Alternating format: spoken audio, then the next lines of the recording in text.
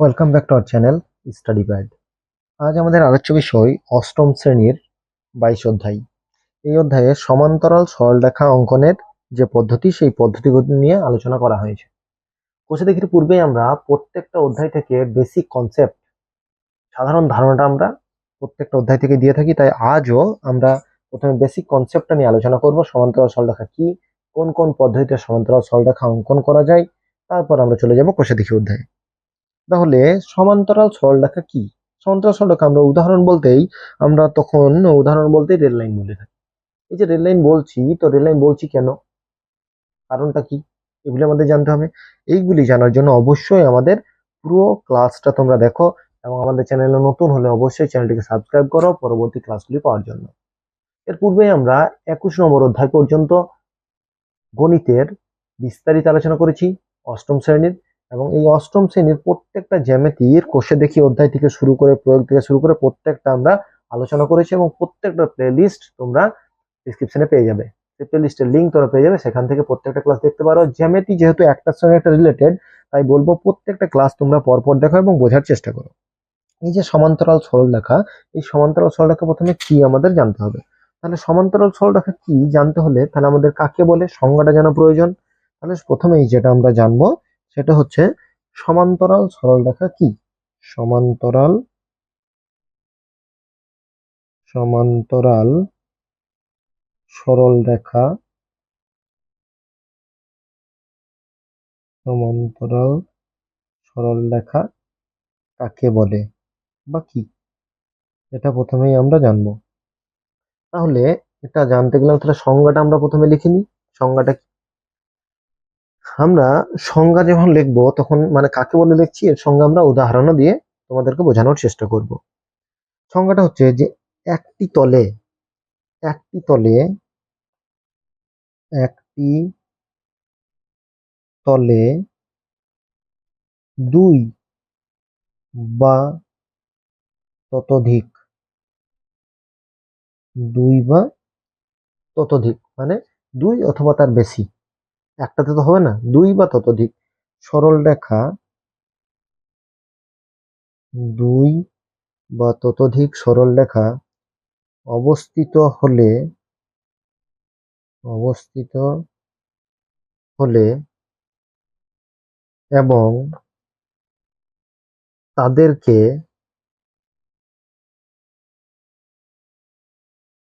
তাদেরকে মানে ওই সরল রেখাগুলোকে যদি বর্ধিত করা হয়, বর্ধিত বর্ধিত মানে হচ্ছে যদি বাড়ানো হয়, ঠিক আছে, বর্ধিত, তাদেরকে বর্ধিত করলে তারা যদি তারা পরস্পরকে পরস্পরকে পরস্পরকে ছেদ পরস্পরকে বা ভেদ ভেদ বা স্পর্শ না করে না করে তবে তাদের তবে তাদের ওই তলের মানে যে তলের উপর আমি অঙ্কন করেছি ওই তলের উপর সমান্তরাল সরলরেখা বলে। ঠিক আছে, তাহলে সংজ্ঞাটা কি? সংজ্ঞাটা হচ্ছে একটি তলে দুই বা ততোধিক সরলরেখা অবস্থিত হলে এবং তাদেরকে বর্ধিত করলে মানে বাড়ানো হলে যদি তারা পরস্পরকে ছেদ বা ভেদ বা স্পর্শ না করে তবে তাদের ওই তলের উপর সমান্তরাল সরলরেখা বলে। তাহলে এই সমান্তরাল সরলরেখার উদাহরণ যদি আমরা বলি, এখানে দেখো যদি স্কেলের সাহায্যে আমরা সমান্তরাল সরলরেখাটাকে অঙ্কন করি, ধরুন এটা একটা স্কেল, ঠিক আছে, এই স্কেলের দুই প্রান্তে এই একটা প্রান্ত এবং এই যে একটা প্রান্ত, দুই প্রান্তে দুটো সরলরেখা অঙ্কন করেছি। বা যদি বলি ততোধিক, দুই বা ততোধিক মানে দুইয়ের বেশি, তাহলে এটা অঙ্কন করতে পারি। তাহলে আমরা যদি এই রেখাগুলোর নাম দিই A B CD E F. তাহলে আমরা বলতে পারি যে এ বি সমান্তরাল সিডি। আমরা যদি এইদিকে দাগ দিতাম সেটাকে বলা হয় সমান, কিন্তু এটা যখনই ভার্টিক্যাল উলম্ব ভাবে দেবো, হরাইজন্টাল মানে হচ্ছে অনুভূমিক ভাবে, মানে এইটা হচ্ছে সমানের চিহ্ন, তাই তো? এটা হচ্ছে সমান, তেমনি এটা হচ্ছে সমান্তরাল। ঠিক আছে, এটা মনে থাকবে, এটি হচ্ছে সমান্তরালের চিহ্ন। তাহলে এ বি সমান্তরাল সিডি। আবার বলতে পারি যে সিডি সমান্তরাল ই এফ। আবার তিনটি সমান্তরাল, তার মানে এ বি সমান্তরাল সিডি সমান্তরাল ইএফ, মানে সবগুলোই সমান্তরাল। ঠিক আছে, কারণ দেখো এই রেখাগুলোকে যদি বর্ধিত করা হয় বা বাড়ানো হয় কখনোই একে অপরকে ছেদ করবে না, রেল লাইনের মতোই। ঠিক আছে, তাহলে প্রথমেই আমরা যেটা জানলাম সেটা হচ্ছে সমান্তরাল সরলরেখা কি। এরপর আমরা এই সমান্তরাল সরলরেখার পদ্ধতিগুলি শিখে নেব। তাহলে সমান্তরাল সরলরেখা অঙ্কন করতে গেলে আমাদের কিভাবে অঙ্কন করতে হয়, কোন কোন পদ্ধতিতে অঙ্কন করতে হয়। প্রথম যে পদ্ধতিটা, 1 নম্বর পদ্ধতি হচ্ছে একান্তর পদ্ধতি।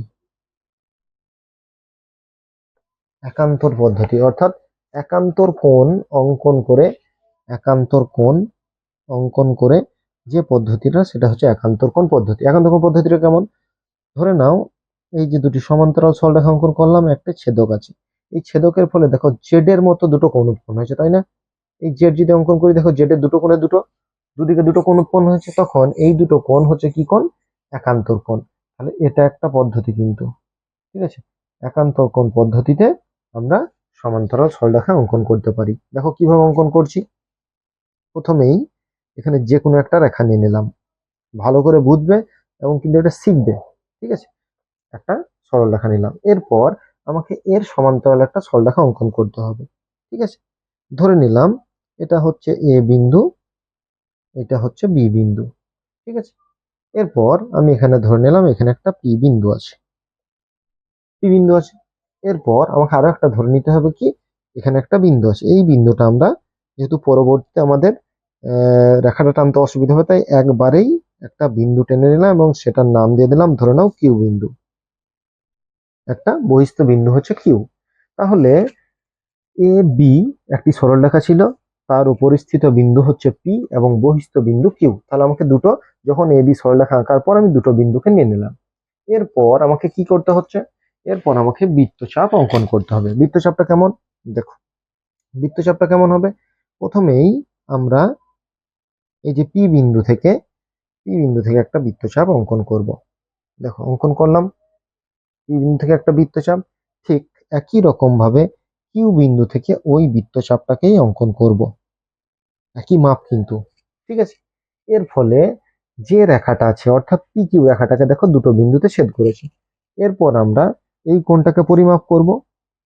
ঠিক এই কোণটাকে পরিমাপ করলাম, দেখো এই কোণটা যে মাপে আছে ঠিক একই রকম ভাবে যে বিন্দুতে ছেদ করেছে সেখান থেকে এটাকে আমরা বৃত্তচাপ টেনে নিলাম। এরপর যে বিন্দু দুটো পেলাম, একটা দেখো পরস্পর ছেদ করে, বৃত্তচাপ দুটি ছেদ করে একটা বিন্দু পেয়েছি, আর একটা বিন্দু কিন্তু আমি বহিস্থ বিন্দু আগে থেকেই টেনে নিয়েছি।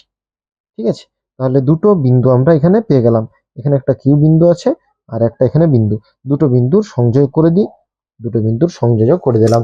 তাহলে এটা ধরে নাও আমার হলো সি ডি, এটার নাম দিয়ে দিলাম আমরা সিডি। ঠিক আছে, এই সিডি, এই যে সিডি, এই যেখানটা ছেদ করেছে সেটার নাম আমরা এম দিয়ে দিলাম, এই জায়গাটার নাম এন দিয়ে দিলাম, এই জায়গাটার নাম ও দিয়ে দিলাম। ঠিক আছে, আমরা নাম এগুলো দিতেই পারি, বা এই জায়গাটার নাম তোমরা আর দিয়ে দিলাম, বিভিন্ন নাম আমরা এগুলোতে দিতে পারি যে বিন্দুগুলো পরস্পর ছেদ করছে। তাহলে এখানে দেখো এই যে দুটো সমান্তরাল সরলরেখা একটা ছেদক, তাহলে কি কোণ উৎপন্ন হয়েছে? এই দুটো কি কোণ? একান্তর কোণ। তাহলে দুটি সমান্তরাল সরলরেখাকে যদি একটা ছেদক ছেদ করে, তাহলে ভিতরের যে কোণ দুটি আমরা পাচ্ছি পরস্পর, সেই কোণ দুটিকে বলা হয় একান্তর কোণ। সেই পদ্ধতিতে আমরা সমান্তরাল সরলরেখা অঙ্কন করলাম। তাহলে এখানে বলতে পারি যে এ বি সমান্তরাল সিডি অঙ্কন করেছি। কোন পদ্ধতিতে? একান্তর পদ্ধতিতে। বুঝতে কোনো অসুবিধা আছে? কি করলাম, তাহলে প্রথমে একটা এবি সরলরেখা নিলাম। এবি সরলরেখার পর ওই এবির সরলরেখার উপরিস্থিত একটা বিন্দু নিলাম পি এবং বহিস্থ বিন্দু কিউ। এই পি বিন্দু থেকে এ বি এর ওপর একটা বৃত্তচাপ এই পি কিউ যোগ করে নিয়েছি। তাহলে আমরা এই পি বিন্দু দিয়ে একটা বৃত্তচাপ অঙ্কন করলাম যা পি কিউ কে ও বিন্দুতে এবং এ বি কে আর বিন্দুতে ছেদ করেছে। এই একই রকম নিয়ে আমরা কিউ বিন্দু থেকে একটা বৃত্তচাপ অঙ্কন করলাম। তারপর আমরা এই চাপ অংশটা ও আর এর যে চাপটা আছে সেটাকে আমরা মাপ করে আমরা এখান থেকে এন থেকে এম পর্যন্ত কেটে নিলাম। এর ফলে আমরা এই এম এন আর ও আর এই দুটো চাপ কিন্তু একই। এর ফলে আমার যে সমান্তরাল লেখাটা আমরা পেয়ে গেলাম। তাহলে একান্তর পদ্ধতিতে আমরা কিন্তু শিখে নিলাম। এরপর যেটা হচ্ছে একান্তর পদ্ধতি হয়ে গেল। এরপর হচ্ছে অনুরূপ অনুরূপ কোণ। অনুরূপ কোণের যে পদ্ধতি, ঠিক আছে, এটার নাম আমরা দিচ্ছি অনুরূপ কোণ। এটা একটা পদ্ধতি, ঠিক আছে। সবগুলোই দেখে রাখো, তোমাদের যেটা পছন্দ হবে সেইভাবেই তোমরা করবে, কিন্তু কোনো রকম পরীক্ষাতে কোনো পদ্ধতি এইভাবেই করতে হবে এরকম কোনো মানে না। এখানের ক্ষেত্রেও দেখো, এখানেও একটা রেখা প্রথমেই আমরা টেনে নিলাম। এখানেও আমরা একটা রেখা প্রথমে টেনে নিলাম, ঠিক আছে। এই রেখাটার নাম ওই রকমই দিলাম এ বি। এই এ বি রেখার উপরিস্থিত একটি বিন্দু আমি ধরছি, অর্থাৎ এ বি রেখার উপরে এখানে আমরা ধরে নিলাম পি বিন্দুই আছে এবং একটা বহিস্থ বিন্দু যেটা আমরা উপরে নেব, ঠিক আছে। এটা একটু উপরেই নিতে হবে, ঠিক আছে, কারণ এটা কিন্তু আরো উপর পর্যন্ত যাবে, তাই এটাকে একটু বর্ধিতাংশ নিতে হবে। তাহলে আমরা এক কাজ করি, আমরা এই যে রেখা নিয়ে নিলাম, ঠিক আছে, এবং এইখানে একটা বিন্দু আমরা নিয়ে নিলাম, ঠিক আছে। এই বিন্দুটার আমরা নাম দিলাম পি কিউ, ঠিক আছে, পি কিউ। তাহলে এ বি একটা রেখা নিয়েছি, ওই এ বি রেখার উপরিস্থিত বিন্দু হচ্ছে পি এবং বহিস্থ একটা বিন্দু হচ্ছে কিউ, ঠিক আছে। এরপর আমরা এই পি বিন্দুতে বসিয়ে একটা বৃত্তচাপ অঙ্কন করব। দেখো পি বিন্দুতে বসালাম, একটা বৃত্তচাপ অঙ্কন করলাম ঠিক একই মাপে, ঠিক আছে। ওই মাপটাতেই এখানে পি বিন্দু থেকে বসিয়ে যে বৃত্তচাপটি নিলাম ঠিক একই মাপে আমরা এই কিউ বিন্দু থেকে বসিয়ে একটা বৃত্তচাপ নিচ্ছি, ঠিক আছে। এটা নিচ্ছিলাম নিচের দিকে, এটা নিচ্ছিলাম নিচের দিকে। যখন আমরা একান্তর কোণ পদ্ধতিতে করলাম তখন নিচের দিকে, অনুরূপ কোণ পদ্ধতিতে কিন্তু উপর দিকে বৃত্তচাপটা নিলাম। এরপর কি করব, এরপর আমরা এই যে অংশটা আছে, ঠিক আছে, এই যে অংশটা আছে সেখানটা আমরা মাপবো। দেখো এটা মাপলাম, এটা মেপে নিয়েছি। এটা যখনই আমরা মেপে নিলাম, এই একই বৃত্তচাপে, ওই একই রকম বৃত্তচাপে আমরা কি করব, উপর থেকে যে বিন্দুতে ছেদ করেছে সেখান থেকে বসিয়ে আবার একটা বৃত্তচাপ নিলাম। এটার নাম দিলাম পি কিউ, এটার নাম দিলাম ধরে নাও আর, ঠিক আছে। এই যে বিন্দুতে ছেদ করলো এই বিন্দুগুলোর আমরা পরে নাম দিয়ে দিচ্ছি। এই যে দু জায়গাতে ছেদ করলো আমরা কি করব, এই দুটো বিন্দু, একটা আমরা আগে থেকেই জানি কিউ বিন্দু, আর একটা আমরা এখন কি পেলাম, একটা বিন্দু আমরা দুটো বৃত্তচাপ ছেদ করার ফলে কিন্তু একটা বিন্দু পেয়ে গেছি। তাহলে দুটো বিন্দুকে আমরা যোগ করে দিই। দেখো এই দুটো বিন্দুকে আমরা যোগ করব, ঠিক আছে। এই দুটো বিন্দুকে যোগ করে দিলাম। এই দুটো বিন্দুকে যখন যোগ করলাম তার ফলে আমরা কিন্তু সি ডি সিডি এই যে সিডি সরলরেখা পেলাম। তাহলে দেখো একটা দুটো সরলরেখা সমান্তরাল সরলরেখা পরস্পরকে ছেদ করছে, পরস্পর দুটো সমান্তরাল সরলরেখাকে একটা ছেদক পি আর ছেদ করছে। এর ফলে দুটো কোণ উৎপন্ন হয়েছে। এই যে কোণ দুটো যদি একই রকম কোণ, অনুরূপ মানে একই রকম দেখতে যদি হয়, একই রকম দেখতে হলে অনুরূপ কোণ, তাহলে অনুরূপ কোণ, এই অনুরূপ কোণ আঁকার ফলে এই যে দুটো রেখা সমান্তরাল সরলরেখা অঙ্কন হলো। মানে বলতে পারি এ বি সমান্তরাল সি ডি। তাহলে এখানেও এটা সমান্তরাল অঙ্কন করা হলো এবং এটা অনুরূপ কোণ পদ্ধতিতে, ঠিক আছে। আবার বলছি এবি একটি সরলরেখা নিলাম, পি একটা উপরিস্থিত বিন্দু, কিউ একটা বহিস্থ বিন্দু। এই রেখাটাকে বর্ধিত করব, ঠিক আছে। বর্ধিত করার পর পি বিন্দু থেকে বসিয়ে একটা বৃত্তচাপ, ও একই মাপে কিউ বিন্দু থেকে বসিয়ে একটা বৃত্তচাপ। সেই বৃত্তচাপের এই পরিমাপটা আমরা মেপে নেই, এটার নাম দিলাম ধরলাম এম এন, এটা ও, ঠিক আছে। এম এন এর মাপ করে আর বিন্দু থেকে আমরা ও অংশটাকে কেটে নিলাম। এর ফলে আমরা এটাকে জয়েন করলাম কার কিউ এর সঙ্গে ওরে ও এর, এবং দুটোকে বর্ধিত করলাম, সিডি রেখা পেয়ে গেলাম। তাহলে এ বি সরল রেখাংশের সমান্তরাল সরলরেখা হচ্ছে সিডি সরলরেখা বা কিউ সরলরেখা, ঠিক আছে। তাহলে এটা দুটো পদ্ধতি হলো। এবার 3 নম্বর পদ্ধতি। 3 নম্বর যে পদ্ধতি সেটা হচ্ছে একটা সামান্তরিক অঙ্কনের যে পদ্ধতি, সেই পদ্ধতিটাই আমরা এখানে অবলম্বন করব। তাহলে এটা কেমন পদ্ধতি দেখো, দেখো এরপর হচ্ছে 3 নম্বর যে পদ্ধতিটা, অর্থাৎ সমান্তরাল যেভাবে সামান্তরিক অঙ্কন করা হয় ঠিক সেই পদ্ধতিটাই। প্রথমে কি করব, একটা রেখা আমরা অঙ্কন করে নিই প্রত্যেকটার ক্ষেত্রে। সামান্তরিক রেখা মানে একটা সমান্তরাল তো একটা অঙ্কন করতেই হবে। প্রথমেই একটা সমান্তরাল রেখা আমরা অঙ্কন করে নিলাম, এর নাম আমরা দিয়ে দিলাম এ বি রেখা। ঠিক আছে, এই এ বি এর উপরিস্থিত একটা বিন্দু ধরে নিলাম আমি পি। ঠিক আছে, এ বি এর উপস্থিত বিন্দু পি। এরপর আমরা একটা বহিস্থ একটা বিন্দু আমাদেরকে ধরতে হবে, প্রত্যেকটা ক্ষেত্রেই তাই। একটা বহিস্থ বিন্দু দেখো ধরে নিলাম, এই বহিস্থ বিন্দুটা ধরে দুটোকে যোগ করলাম, আমি একবারই টেনে নিচ্ছি, তার নাম দিলাম কিউ। ঠিক আছে, কিউ নাম দিলাম। এরপর এরপর দেখো দুটো একটা পদ্ধতি একান্তর করলাম আর একটা কি করেছি, অনুরূপ করেছি। এবার এটা কি করব দেখো, প্রথমেই একটা বৃত্তচাপ আমরা নেব, যে এটা যে অংশটা আমরা নিয়েছি, ঠিক যতটা অংশ নিয়েছি, দেখো যতটা অংশ নিয়েছি আমরা ঠিক ততটাই। ঠিক আছে, এদিকে আমরা একটা অংশ, যে কোনো একটা বৃত্তচাপ, কাটলাম, যে কোনো নিজের ইচ্ছা মতো, এবং এটার নাম দিলাম এস, এরপর আমরা পি কিউটা মাপবো, মাপলাম। ঠিক একই রকম ভাবে আমরা এস বিন্দুতে বসিয়ে একটা বৃত্তচাপ অঙ্কন করব। আর পিএসটাকে মাপলাম, সেটা আমরা কিউ বিন্দুতে বসাবো এবং কিউ বিন্দুতে বসিয়ে একটা বৃত্তচাপ আমরা অঙ্কন করব। বৃত্তচাপটা যখনই অঙ্কন করলাম তার মানে আমরা এই কিউ এর সঙ্গে যে দুটি বৃত্তচাপ পরস্পর ছেদ করেছে, সেই জায়গাটাকে আমরা জয়েন করে নিলাম। এরপর দেখো এই যে অংশটা আছে, এই যে আগে বৃত্তচাপ আমরা অঙ্কন করে নিয়েছিলাম, সেটার সঙ্গে যে পরস্পর ছেদ করেছে সেই অংশটাকেও আমরা অঙ্কন করে নিলাম, এটার নাম দিয়ে দিলাম আর। ঠিক আছে, তাহলে এখানে কি দেখো, পি কিউ আর এস একটা সামান্তরিক হয়ে গেছে না, এটার নাম দিয়ে দিলাম আমরা সি। এটার আমরা নাম কি দিয়ে দিলাম, সি ডি। ঠিক আছে, তাহলে এ বি একটা সরলরেখা ছিল, এ বি সরলরেখার উপরিস্থিত একটা বিন্দু ধরেছি, সেটা হচ্ছে পি, আর একটা বহিস্থ বিন্দু ধরে নিয়েছিলাম কিউ। পি কিউ যোগ করার পর পি বিন্দু থেকে এস একটা বৃত্তচাপ কেটে নিলাম, সেই পরিমাপটাই কিউ বিন্দু থেকে কেটে নিয়েছি, একই বৃত্তচাপ।